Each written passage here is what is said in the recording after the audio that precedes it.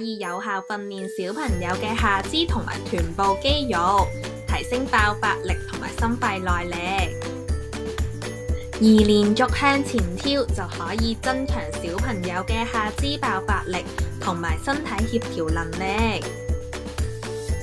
而前後擺腿就可以強化小朋友嘅核心肌肉，提升軀幹穩定性同埋控制能力。跟住側向擺腿就可以幫助小朋友靈活髖關節，鍛鍊佢哋大髀內側嘅肌肉，同時挑戰佢哋側向動作時嘅平衡控制。最後交替抬腿可以提升小朋友下肢力量同協調性。